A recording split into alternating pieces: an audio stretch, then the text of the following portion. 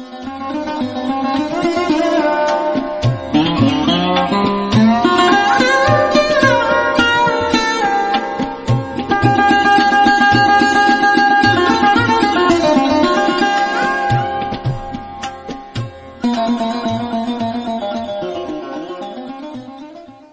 दिनों बाद 21 नवंबर 1853 को गंगाधर राव का निधन हो गया। 18 वर्षीय रानी लक्ष्मीबाई विधवा हो गई। अब रानी पर एक ऐसे राज्य का उत्तरदायित्व था जिसे कोई संरक्षण प्राप्त नहीं था। एक और डलहौजी राज्य हड़पने की प्रतीक्षा में था, तो दूसरी ओर लक्ष्मीबाई के हाथों में नन्हा शिशु दामोदर राव।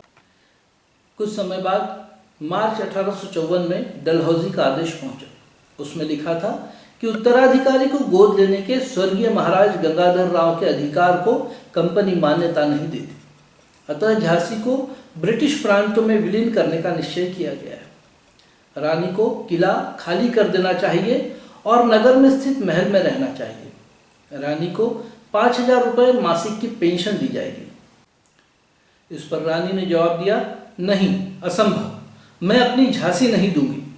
रानी को यह समझने में देर नहीं लगी कि ब्रिटिश शक्ति और उसकी चालाकी का विरोध करना झांसी जैसे छोटे राज्य के लिए कितना कठिन था, विशेषकर ऐसे समय जबकि पेशवा अंग्रेजों के सामने झुके हुए थे और दिल्ली के बादशाह ने भी घुटने टेक दिए थे।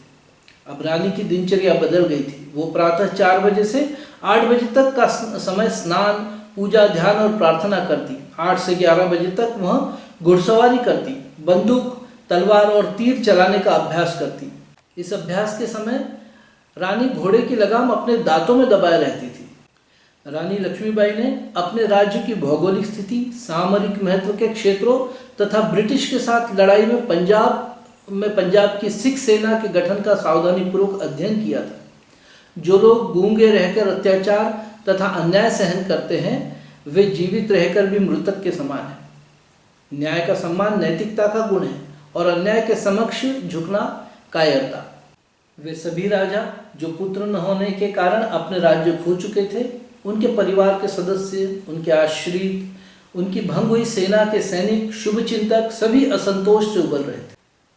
तात्या टोपे, रघुनाथ सिंह, जवाहर सिंह और इसी प्रकार के अन्य स्वतंत्रता प्रेमी गुप्त रूप से रानी से मिलने आ रहे थे। रानी जब घोड़े पर सवार होकर बाहर निकलती तो वह पुरुषों के समान वेश करती थी। कमर से बंधे हुए पट्टे में दोनों ओर पिस्तौल और छुरे लटकाए रहती थी। इसके अतिरिक्त वह अपने साथ कृपाण भी रखती थी। असंतुष्ट नाना साहब और राव साहब, दिल्ली के बादशाह बहादुर शाह और अवध के नवाब के शुभचिंतक, ये सभी मिलना चाहते थे। रानी के मन में भी यही विचार था। किसी धार्मिक समारोह के अवसर पर ही ये सभी नेता मिल सकते थे।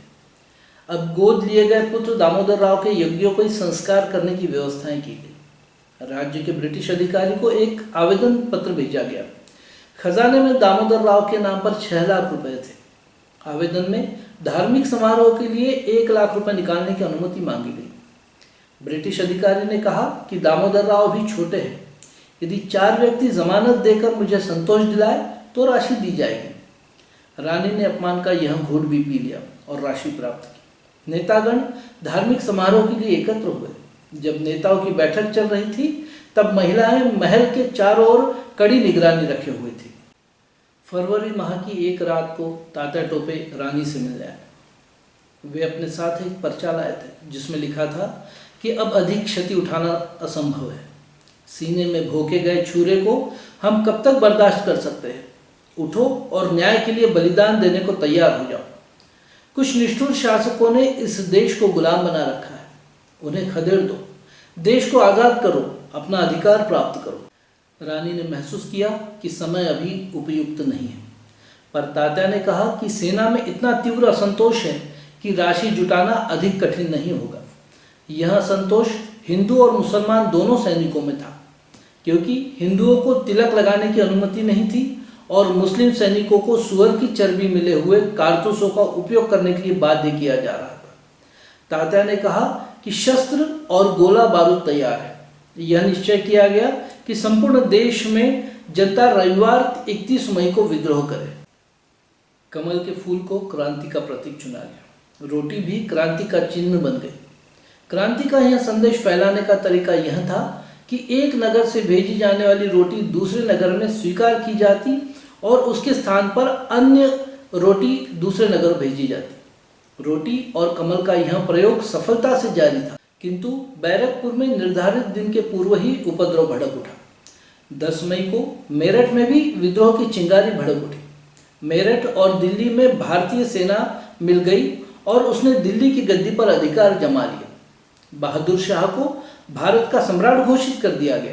सिर्फ सैनिक ही नहीं तो राजा, महाराजा, सरदार, पेशवा सभी ने इस विद्रोह में भाग लिया। महिलाओं ने तो महत्वपूर्ण भूमिका निभाई। लगभग 20 माह तक रक्तपात चलता रहा। रानी की दिनचर्या में युद्ध की तैयारियों का प्रशिक्षण चल रहा था। इस बारे में रानी कहती, देश तथा न्याय की रक्षा करना मेरा कर्तव्य है। हमें लड़ने के लिए तैयार रहना चाहिए। मैं शत्रु के सामने आत्मसमर्पण नहीं कर सकती। एक असहाय विधवा के समान रो रो कर अपने प्राण नहीं दे सकती। मैं अपने उद्देश्य के लिए लड़ूंगी और मुस्कुराते हुए मृत्यु को स्वीकार करूंगी। अब झांसी दिन रात युद्ध की तैयारी में जुट गई। नए शस्त्र तैयार किए गए, किंतु 4-5 दिन में रानी के समक्ष एक नया खतरा उत्पन्न हो गया। यह सोचकर कि झांसी का शासन एक कमजोर महिला के हाथों में है, सदाशिवराव नामक एक व्यक्ति ने राज्य के एक भाग में विद्रोह कर दिया और अपने आप को राजा घोषित कर दिया। रानी ने तत्काल वहां पहुंचकर उस विद्रोह को दबा दिया। सर ह्यू रोज के नेतृत्व में अंग्रेजों की सेना झांसी पहुंची। उसने रानी को एक संदेश भेजा कि अपने मित्रों के साथ निशस्त्र वहां बाहर आकर उनसे मिले, परंतु रानी ने इनकार कर दिया। रानी ने उत्तर दिया कि जहां जाना होगा वह अपनी सेना के साथ ही जाएगी। जून 1857 से मार्च 1858 तक 10 माह की अवधि में लक्ष्मीबाई ने झांसी का प्रशासन ब्रिटिशों से अपने हाथों में लेने के बाद उसमें काफी सुधार किया। खजाना भर गया, सेना सुव्यवस्थित हो गई। पुरुषों की सेना की बराबरी में महिलाओं की भी सेना तैयार की गई। रानी ने अपने कुछ तोपों के नाम रखे थे, गर्जना, भवानी शंकर, चमकती बिजली आदि। पुराने शस्त्र तेज किए गए, नए शस्त्र तैयार किए गए। उन दिनों झांसी के प्रत्येक घर में युद्ध की तैयारियां की जा रही थी और सब कुछ रानी के मार्गदर्शन में किया जा रहा था। 23 मार्च 1858 को ह्यू रोज की सेना ने युद्ध की घोषणा कर दी। रानी के अनेक वफादार सरदार धराशायी हो गए। दुर्भाग्य से कहीं से कोई सहायता नहीं मिली। जब अंग्रेजों की शक्ति बढ़ी और ह्यू रोज की सेना ने झांसी में प्रवेश किया, तब रानी ने स्वयं शस्त्र उठाया। उन्होंने पुरुषों के वस्त्र पहने और वे युद्ध की देवी के समान लड़ी। जब भी वह लड़ी, उन्होंने अंग्रेजों की सेना को झुका दिया। उनकी सेनाओं के संगठन ने ह्यू रोज को चकित कर दिया। जब स्थिति नियंत्रण के बाहर हुई, तब रानी ने राज दरबारियों को बुलाया और उनके समक्ष अपने सुझाव रखे। रानी ने कहा, अब हमारे कमांडर और हमारे बहादुर सैनिक और तोप दागने वाले सैनिक हमारे साथ नहीं हैं। किले में जो 4000 सैनिक थे, उनमें से अब बमुश्किल 400 ही बचे हैं। किला अब मजबूत नहीं है, अतः हमें यथाशीघ्र यह स्थान छोड़ देना चाहिए।